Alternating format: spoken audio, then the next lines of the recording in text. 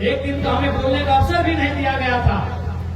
हमने खड़ा होकर कहा, अध्यक्ष महोदय, यदि आप नहीं चाहते कि हम नहीं बोले तो नहीं बोलेंगे, लेकिन आप ऐसा मेरा समय नहीं काट सकते हैं, क्योंकि ये प्रोटोकॉल है। हम एक लौटे विधायक है अपनी पार्टी के, हमको आप 30 सेकंड का है ना मौका दीजिए, लेकिन डेली देना होगा। यही विधायक गिरिडीह से चुन के आए हैं, लेकिन समस्या हमने जादू घोड़ा का भी रखने का काम किया है।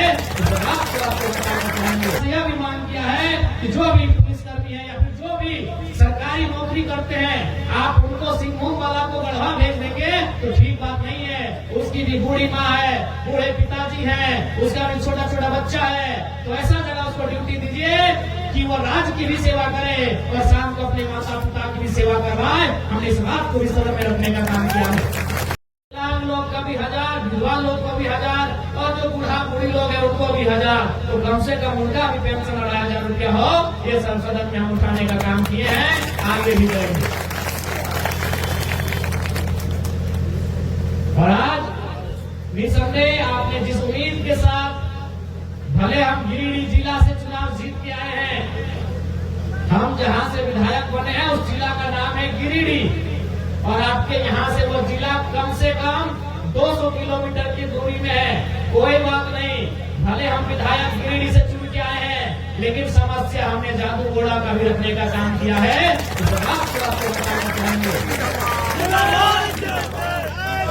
झारखंड में 25 साल के झारखंड में पहली बार जादू घोड़ा के यूरेनियम खनन से प्रभावित हो रहे महिलाओं के विषय को हमने सदन में रखने का काम किया है।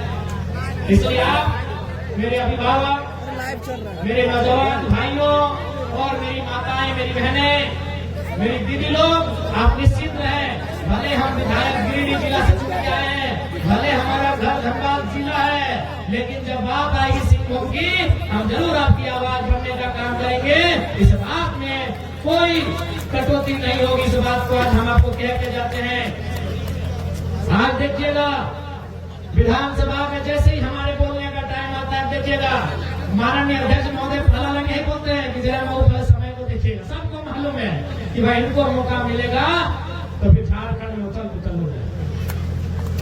फिर भी हमको जो कम समय अलॉट किया जाता है, क्योंकि हम अपने पार्टी के इकलौते विधायक, एक ही को विधायक है, तो उस हिसाब से सबसे कम समय हम लोग को मिलता है। उसी कम समय में हम लोग 2 पॉइंट बात रखने का प्रयास करते हैं। और निसंदेह आज हम लोग एक से शुरुआत किए हैं, वो दिन दूर नहीं होगा जब हम लोग भी सत्ता के केंद्र में होंगे, और उस दिन आपकी शिकायतों के लिए आपको हम लगाने की आवश्यकता नहीं होगी। लेकिन इसका मतलब ये नहीं है कि अगर हम एक हैं तो आपके काम से पीछे हटेंगे। हम एक हैं तो कोई दिक्कत नहीं। 80 पे अभी भारी पड़ रहे हैं, आपकी आवाज को बुलंद करेंगे।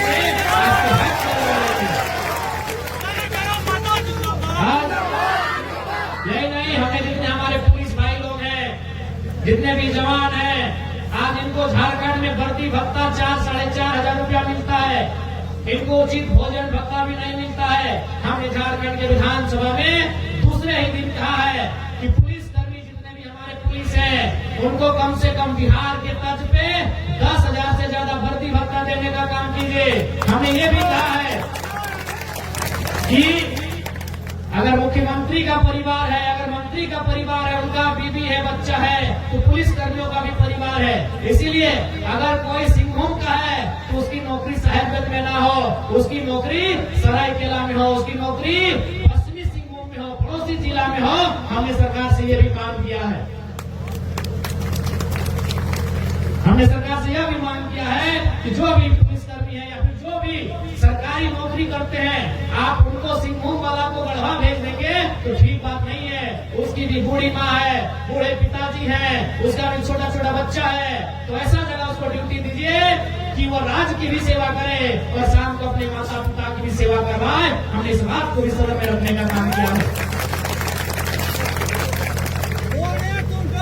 इसलिए आपका आशीर्वाद सराहनीय रहा है। आपके एक एक वोट से आपने जो आशीर्वाद देने का काम किया है, हम लोग आपके एक एक वोट का मान रखेंगे। और यदि आप चाहें तो एक बार पूरा झारखंड घूम के आइए। पूरे झारखंड में सिर्फ आप इतना बोल दीजिए कि हमने वोट जयराम महतो को दिया है। लोग कहेंगे आप कुर्सी में बैठिए, गिलास पानी पीजिए, आपका वो सम्मान झारखंड में मिलेगा।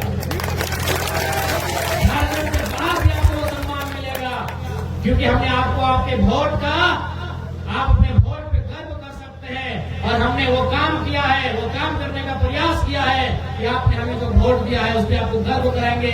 ये बात आज आपको हम कह के जाते हैं। अभी और आज 23 तारीख हो चुका है, 24, 25, 26, 27 और 4 दिन विधानसभा का सत्र चलेगा। इस सत्र में गैर सरकारी संकल्प 27 तारीख को बहस होगा। उसमें उस दिन हम लोग झारखंड में स्थानीय नीति और झारखंड में नियोजन नीति की मांग को पुरजोर तरीके से रखने का काम करेंगे, पुरजोर तरीके से उसमें बहस करने का काम करेंगे। आज भी आपको हम लेके जाते हैं। कितनी उम्मीदों के साथ ये राज्य बना। हमने जान तो दिया ही दिया, हमने शहादत दिया तो दिया। अरे हमने टाटा जमशेदपुर हो, टिस्को हो, टेल्को हो, हिंडाल्को हो, हमने अपनी जमीनों को भी देने का काम किया है। इसलिए मैंने सरकार से मांग भी रखा है और आगे भी सदन में इस बात को रखेंगे कि जो भी निजी उद्योग है, कल ही आप मेरा बात सुने होंगे, कल उद्योग विभाग पे बात था, कल ऊर्जा और उद्योग पे बात हम कर रहे थे। उद्योग विभाग का जो डाटा मिला है उसे सुनकर आपके पांव से जमीन खिसक जाएगी। हमारी सरकार कहती है कि हम निजी यानी जैसे टाटा जैसी कंपनियां, निजी यानी हिंडाल्को, निजी यानी जो निजी कंपनियां हैं हमारे राज्य में, उन कंपनियों में भी 75% नौकरी झारखंडी को मिलेगा। लेकिन आपको जानकर आश्चर्य होगा, सरकार को हमने एक उत्तर मांगा था और सरकार ने इस उत्तर में दिया है कि अभी उनके पास डेटा 2.5 लाख मजदूरों का है, जिनमें मात्र 53,000 झारखंडी है, यानी 21%, जो कि काफी शर्मनाक है। किस परिवार से हमारे राज्य के नौजवानों के हक को छीना जा रहा है? बताइए, सरकार कह रही है कि देंगे 75% और मिल रहा है 21%, यानी 100 में 21 को झारखंडी है और 79-80 को बिहार, बंगाल, उड़ीसा के लोग यहाँ नौकरी कर रहे हैं। बताइए क्या ये सही है? अरे भाई, ये तो अन्याय है, ये अन्याय है, हमारे साथ घोर अन्याय है, ये हमारे साथ अत्याचार है कि राज्य हमारा, बलिदान हमारा, लहू बहा हमारा और आप नौकरियां बांट रहे परदेशियों को। इसलिए इस राज्य की तमाम नियुक्तियां बेकार की बेकार हो जाएंगी अगर नीति नहीं बनेगी। बिना नीति की नियुक्ति बेकार हो जाएगी। इसलिए इसी सदन में हम लोग नीति बनाने पे जोरदार बात करेंगे और आशा करते हैं उस दिन झारखंड के तमाम विधायक पक्ष विपक्ष छोड़ के, सरकार का गुणगान और चरम धोने का व्यवहार छोड़ के झारखंड के मसले में समर्थन देने का काम करेंगे। हम तमाम विधायकों को अपील करेंगे। आज नीति और पॉलिसी नहीं होने के कारण आज हमारे राज्य की दुर्दशा है। 40% खनिज देने वाला झारखंड राज्य आज बेरोजगारी के दंश को झेल रहा है, आज पलायन के दंश को झेल रहा है, आज प्रवास के दंश को झेल रहा है।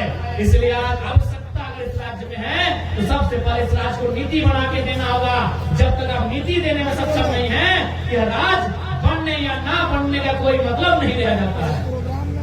इसलिए आज तमाम कोल्हान वासियों से, बरागुड़ा विधानसभा वासियों से हम यही कहना चाहेंगे कि आपने जिस उम्मीद के साथ हमारे राजनीतिक दल को समर्थन देने का काम किया है, उस उम्मीद पे हम लोग खरा उतरने के लिए यानी चोटी एक करने का काम करेंगे।